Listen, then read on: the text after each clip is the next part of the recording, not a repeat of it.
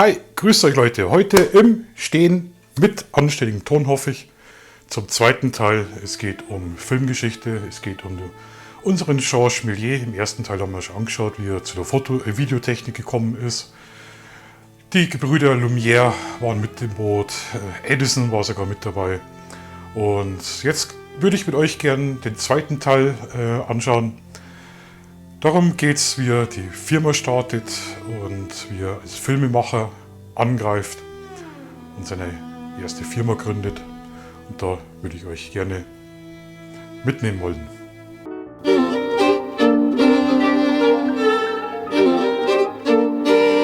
Im Jahr 1897 gründete Méliès die Produktionsfirma Starfilm. Ziemlich moderner Titel. Mit der er bis 1913, jetzt müsst ihr euch das vorstellen, über 500 Filme drehte. Zu Beginn war er mit ihnen wirtschaftlich relativ erfolgreich, doch schon bald wurde er von Konkurrenz und Schwarzkopierern bedroht. Auch in der Zeit gab es schon Schwarzkopierer. Um in Amerika seine Filme besser vertreiben und seine Rechte wahren zu können, eröffnete er die Starfilm-Firma 1903 in New York. Ein Büro, das von Méliès Bruder Gaston Méliès geleitet wurde. In Frankreich erwuchs ihm insbesondere mit der Produktionsfirma Pathé ein starker Konkurrent.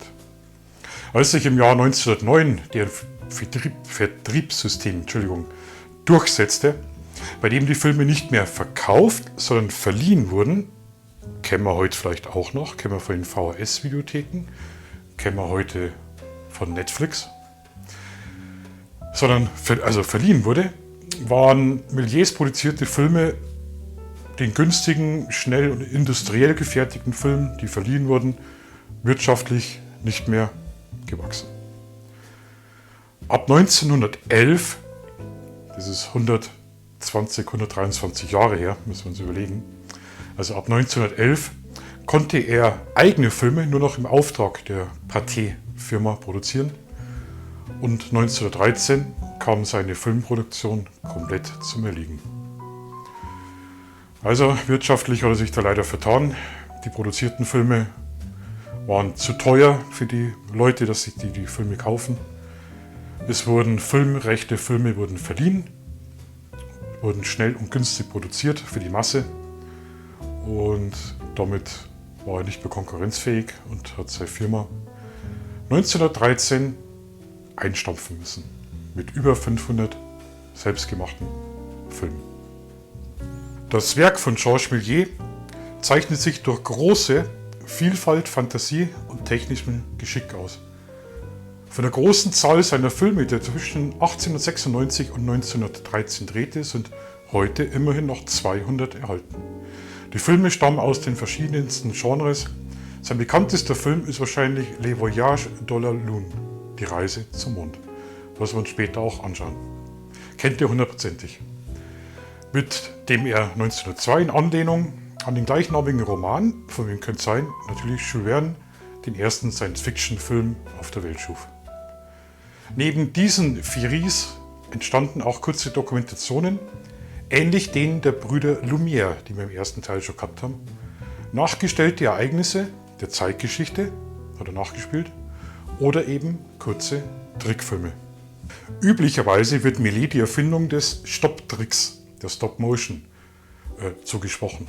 Dass er diesen Trick entdeckte, als er während der Aufnahme auf der Place de la Opéra, auf dem Opernplatz auf Französisch, filmte und plötzlich seine Kamera stoppte, muss aber wahrscheinlich eher der Legende zugeschrieben werden.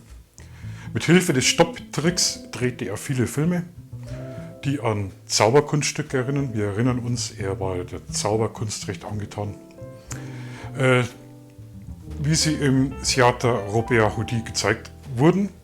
Und neben den typischen filmischen Tricks erfand er auch die Doppelbelichtungen und hat sich auch mit Modellaufnahmen, wie wir später dann in dem Film Die Reise zum Mond sehen werden, beschäftigt und auch geprägt. Einen wichtigen Platz in seinem Schaffen nehmen sogenannte Aktualitätsfilme ein. Aktualitätsfilme. in denen er Ereignisse der Zeitgeschichte nachstellte.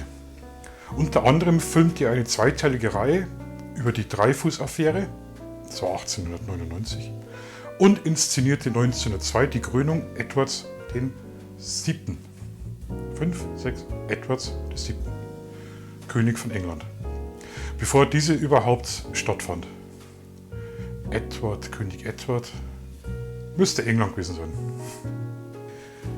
Die filmgeschichtliche Position der Werke von Méliès zu bestimmen, gestaltet sich relativ schwierig.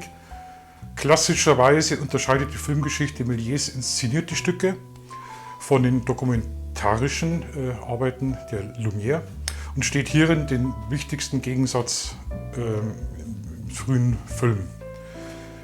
Diese Unterscheidung wird heute jedoch nicht mehr so scharf gezogen, da auch Méliès zu Beginn hauptsächlich dokumentarisch filmte und die Brüder Lumière ebenfalls kurze Szenen inszenierten.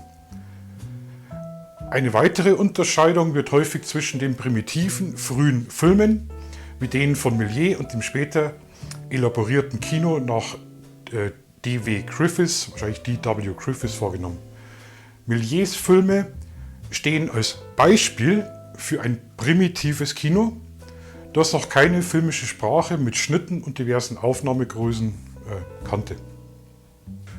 Auch diese Unterscheidung wurde in den letzten Jahren häufig abgelehnt und statt ihrer gefordert, das frühe Kino nicht mit den Begriffen des späteren Narrativen, also dem Erzählerischen, zu untersuchen, sondern es als eine Art Kino der Attraktionen zu betrachten, welches eigene ästhetischen Regeln folgte.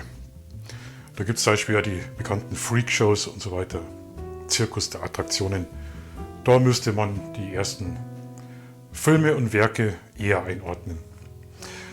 Während des Ersten Weltkrieges, 1914, trat Méliès als Varieté-Künstler auf.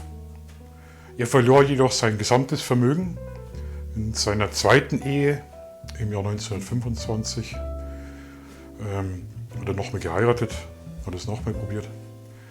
Und mit dieser Ehefrau betrieb er bis 1932 einen Spielzeugladen in der Metrostation Montparnasse.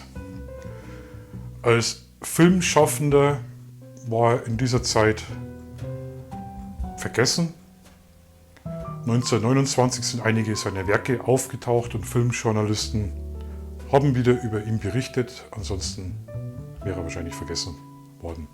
Und wie es oft so ist, man wird älter, pleite, hat sich leider nicht durchgesetzt, sein kreativer Kopf eigentlich, hat auf das falsche Pferd gesetzt, nicht auf Verleihen, wie es heute leider auch ist.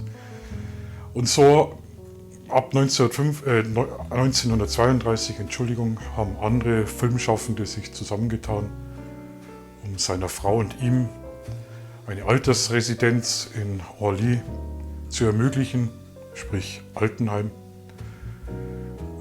Er ist dann gestorben in Paris und liegt auf dem Friedhof Pierre Lachaise im Jahr 1947, könnte man auch noch erwähnen, benannte die neu gegründete französische Filmkritikervereinigung AFCC ihren jährlich vergebenen Preis für die beste Kinoproduktion nach Méliès. Finde ich sehr schön. Damit haben wir einen der großen, fast vergessenen Künstler abgehakt. Wir haben dazu beigetragen, dass er nicht vergessen wird. Ich hoffe, euch hat Spaß gemacht. Ich werde die Reihe fortsetzen, Stück für Stück. Es kommen auch noch schwierige Themen. Auf das freue ich mich ganz besonders, weil die wirklich schwierig sind. Und danke fürs Zuschauen. Ich hoffe, es hat euch ein wenig interessiert. Und jetzt wünsche ich euch viel Spaß mit der Reise zum Mond. Und achtet da mal besonders auf die Doppelbelichtungen und die schönen Modelle. Vordergrund, Hintergrund, wirklich gigantisch. Da kann man sich vorstellen, dass zu der Zeit die Preise für so eine Produktion sehr hoch waren. Also, eins habe ich noch. Ich habe da noch was auf dem Zettel stehen. Ganz kurios, weil ich am Anfang gesagt habe, Schuhindustrie. Sein Vater war in der Schuhindustrie tätig und er ja auch eine Zeit lang, bis geschlossen worden ist. Weil mich Méliès massive finanzielle Probleme gehabt hat und auch keine Geldgeber mehr fand für seine Produkte, für seine Filmprojekte, musste er nach 1923, das war ja die Zeit, wo er schon längst vergessen war, seinen kompletten Filme, das waren 1200 Filme, musste er tatsächlich an die Schuhindustrie verkaufen als Rohmaterial. Ich weiß nicht genau, was das für Material ist. Zellulose, Zelluloid. Auf alle Fälle Ironie des Schicksals. Er hat als Schuhfabrikant angefangen oder hat das übernommen und hat seine ganze Geschichte und die auch wieder verloren. So kann es laufen. Ciao, ciao.